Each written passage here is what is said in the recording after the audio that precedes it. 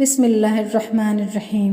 محرم الحرام کی فضیلت۔ جس دن سے اللہ تعالیٰ نے زمین و آسمان کو پیدا کیا اسی دن سے سال کے 12 مہینے مقرر فرمائے۔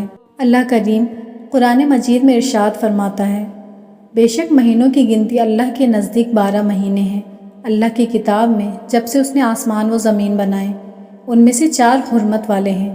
یہ سیدھا دین ہے، تو ان مہینوں میں اپنی جان پر ظلم نہ کرو اور مشرکوں سے ہر وقت لڑو جیسا وہ تم سے ہر وقت لڑتے ہیں، اور جان لو کہ اللہ پرہیزگاروں کے ساتھ ہے۔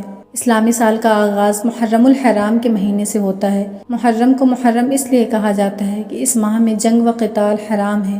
یہ مہینہ 4 حرمت والے مہینوں میں سے ایک ہے۔ اس مہینے کی عظمت زمانہ جاہلیت میں یوں تھی کہ لوگ اس مہینے میں جنگ و جدال اور قتل و غارت گری سے اجتناب یعنی پرہیز کرتے تھے، اور اسلام نے اسے برقرار رکھا۔ یہ مہینہ انتہائی فضیلت و عظمت اور عزت و برکت والا مہینہ ہے۔ اس مہینے کو تاریخ عالم اور تاریخ اسلام سے ایک خاص نسبت حاصل ہے۔ سرکار صلی اللہ تعالیٰ علیہ وآلہ وسلم کے فرامین مبارکہ نے اس مہینے کی عظمت میں مزید اضافہ کر دیا ہے۔ اس ماہ مبارک میں روزوں کا بہت زیادہ ثواب ہے۔ حدیث پاک میں آتا ہے، رسول اللہ صلی اللہ تعالیٰ علیہ وآلہ وسلم نے ارشاد فرمایا، محرم الحرام کے ہر دن کا روزہ ایک ماہ کے برابر ہے۔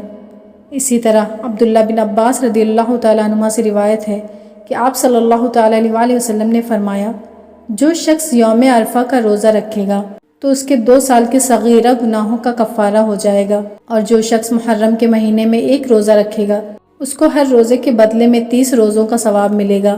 حضرت ابو ہریرہ رضی اللہ تعالیٰ عنہ سے روایت ہے کہ حضور اکرم صلی اللہ تعالیٰ علیہ وآلہ وسلم نے فرمایا، افضل ترین روزے رمضان کے بعد ماہ محرم کے ہیں، اور فرض کے بعد افضل ترین نماز رات کے نوافل ہیں، محرم کی پہلی رات کے نوافل۔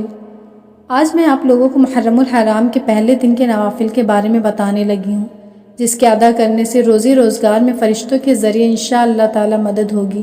یکم محرم شریف کے دن 2 رکعت نماز نفل پڑھیں کہ ہر رکعت میں الحمد شریف کے بعد 3 بار سورہ اخلاص یعنی قل هو اللہ احد پڑھیں۔